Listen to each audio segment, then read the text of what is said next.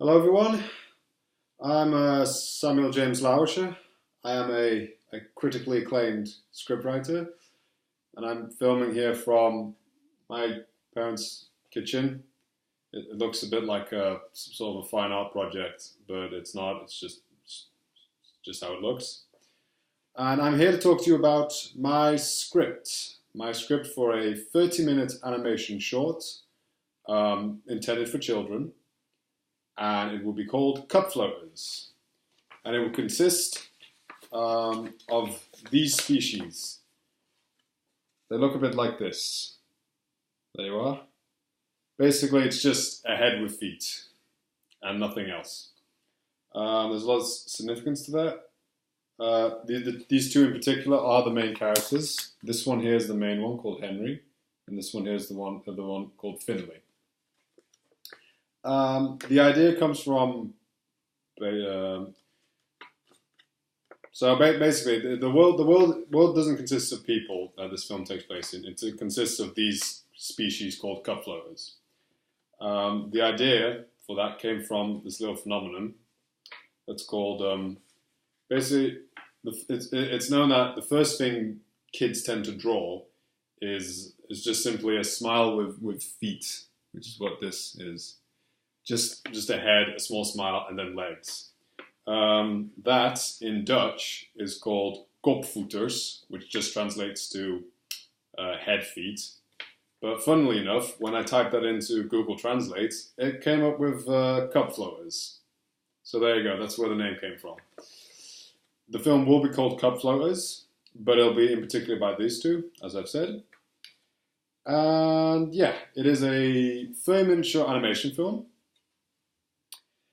And it consists about the world. It takes place mostly at a school, at a high school. So I imagine it'll be a bit like a high school comedy drama, of which these two go to the same school.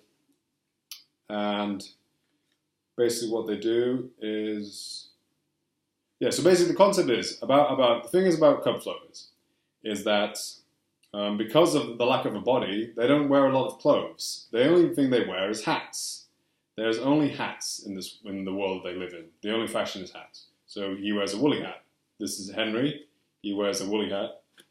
And yeah, that's how it goes there. The main plot of the story is that these two characters, they find a pair of shoes, which is something amazing. They don't know what shoes are because they've grown in a world where they only have hats. But the shoes is, they find the shoes and that kind of unravels their characters. But I'll stop bickering and try to explain what the story is, basically. So the basic synopsis is that Henry is the one that you just saw there with the woolly hat, with the blue woolly hat.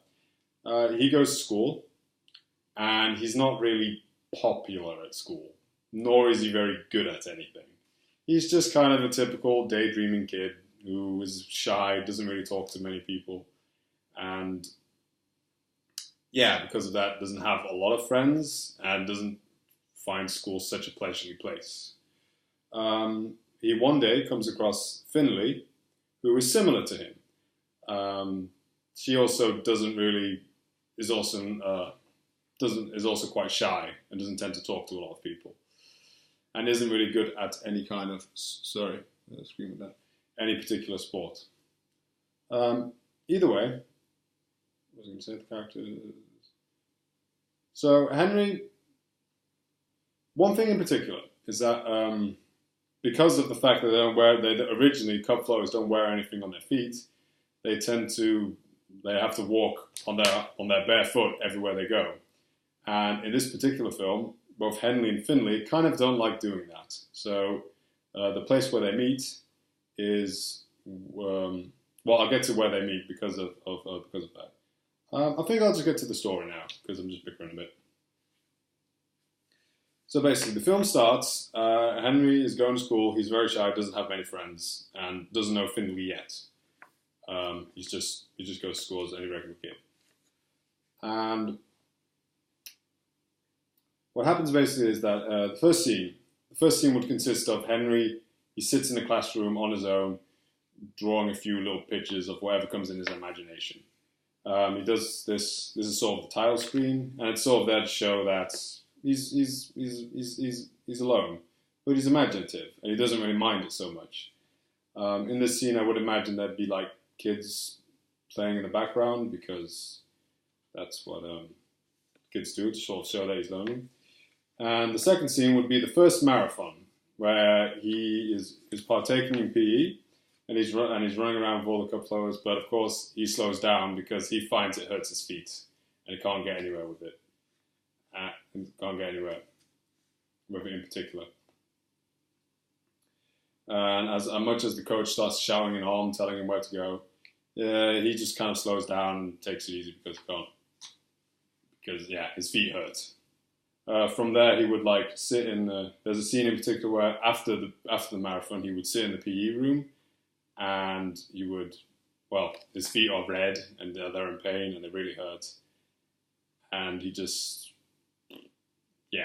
Well, no. So what happens is that there are other kids in the class who are basically talking about him without realizing that he's close by. Basically, he hears in the changing room after the marathon that he's being gossiped about, and because he's slow, he's not very fast, and he doesn't really like running. And then from there, you see more of his life. He doesn't take the school bus; he just walks home despite his feet hurting, and he just goes to shower, goes to bed, and you just sort of see what his life's like and how lonely he is for the first portion of the film. Now, the part where the change happens is when the second marathon is about to take place. So the teacher, the coach, tells them that they're going to do another run, and tells them that for cup floaters especially, it's good to know how to run, especially on your bare feet, because otherwise you're not enduring enough. It's significant that it is part of the cup floater to be able to withstand walking on their feet, on their bare feet, as opposed. So doing a marathon is good because it trains them into doing that. Of course, Henry doesn't like that at all, so this time he decides to sneak out of that one marathon session, and doing so, he basically, while the coach is talking, he actually wags it. He quickly walks away to another separate field that's separate of the pitch where they have the marathon, and basically sort of bails on that class. But where he goes to a spot where he so happens to find another cup floater, Finley, who just so happens to be doing the very same thing he is, bailing out on a PE session because her feet hurt. From there, a little friendship is born. Oh, screen keeps going black. It doesn't really matter. From there, a little friendship is born.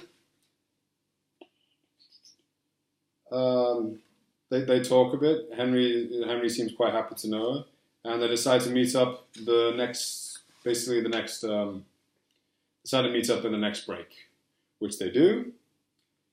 They wander, they talk, and they have a good time. They make friends and socialize like normal people do. Ain't that nice?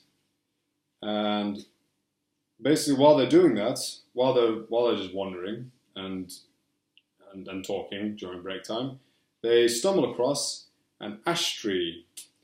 And in that ash tree, they so happen to find an ash tree. So basically, they just sit by the ash tree.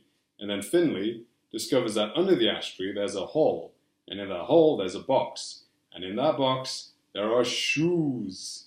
Of course, in the world of cup floaters, they have no idea what shoes are. And they don't even know that you're meant to wear them on your feet. So the first thing they do is that they decide to name them Ashes. So they name these shoes Ashes because they found them in an ash tree. And then, as a sign of their friendship, Henry takes one of the ashes home, and Finley takes the other one home.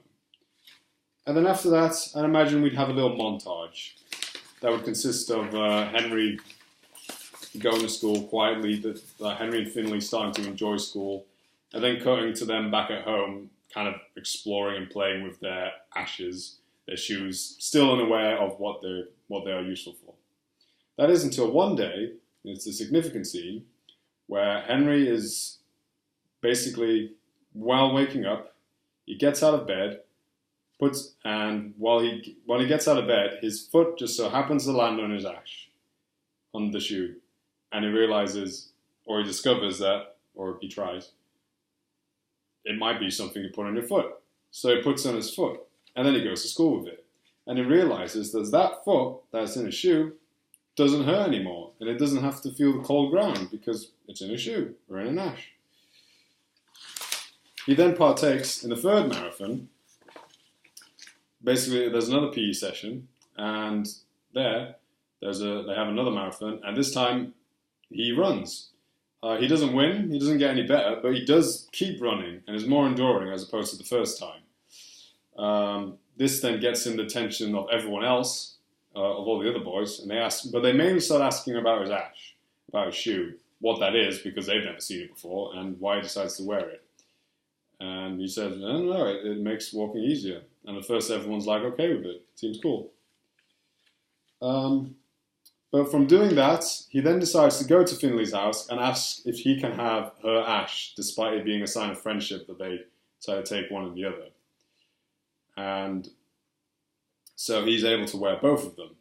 So he does that. He takes both his shoes, and takes both his shoes. He gets the other ash from Finley, and then decides to run with it. Run with his other ash. Turning off the beer. He decides to run. No, he gets the other ash and then is able to wear both of them. So now that he's got both his ashes, he goes to school again, does the marathon again, and things are even better because now his feet don't hurt, so he doesn't get bothered by anything or anyone. And again, he gets more attention. He gets more attention from all the boys in the class, who again just mainly are interested in his ashes. They ask about his ashes, like, why do you wear those? And why do they make you feel better? Like, shouldn't it be good that you wear barefoot? And he's like, no, I think it's still filming. The screen's gone black. No, it's good because it helps. It helps my feet. So he does that. And then from there, we have the rise and fall of the protagonist, which isn't an unbelievable rise and fall. He doesn't get unbelievably popular, but he gets more attention than usual. And people start to hang out with him and talk to him mainly because of his interest in these ashes and what they basically do to his feet.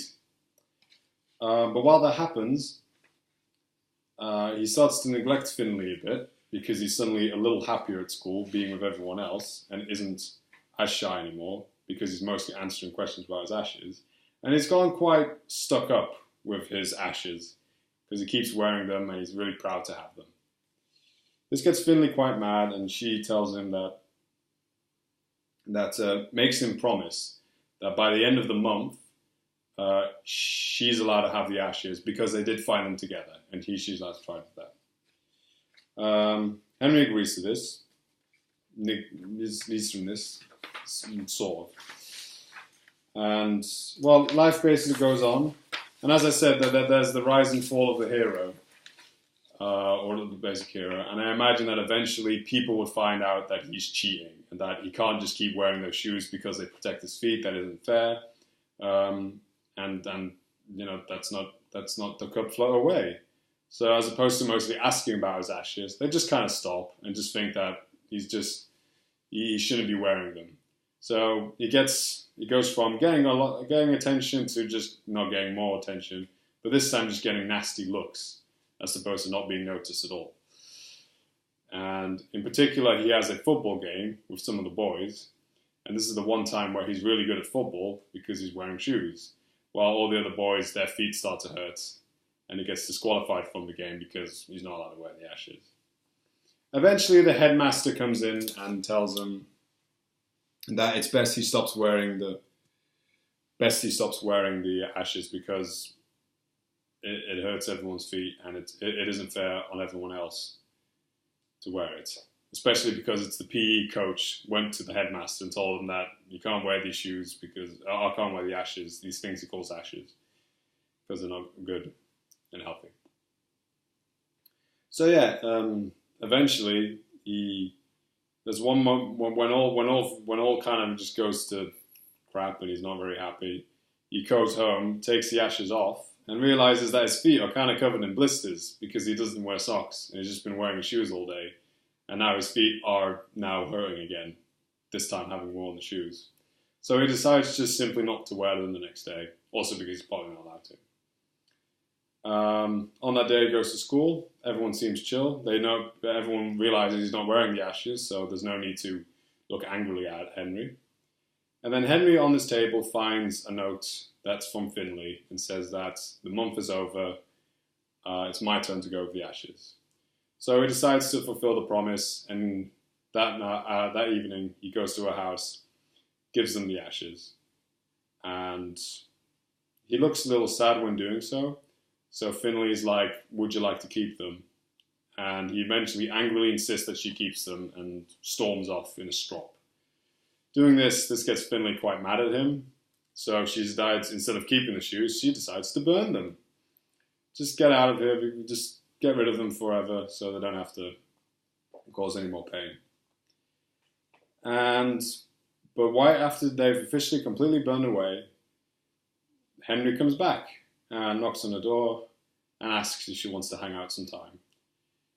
And that's basically where the film ends. Yeah. The film basically ends where he tries to reconcile with Finley after, well, everything that's happened. That would be in the span of 30 minutes.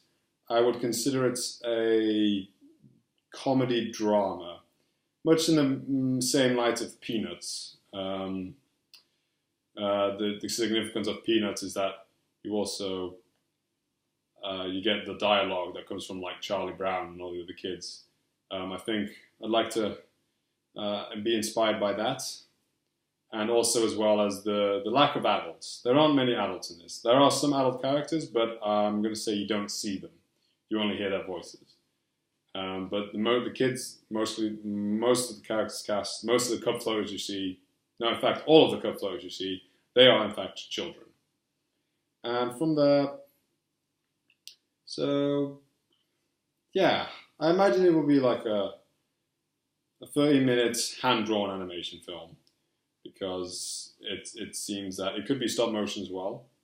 I kind of often imagine it as a stop motion film, but either way, I think it is something for kids, something short. And there you are. That's Cup Floaters for you.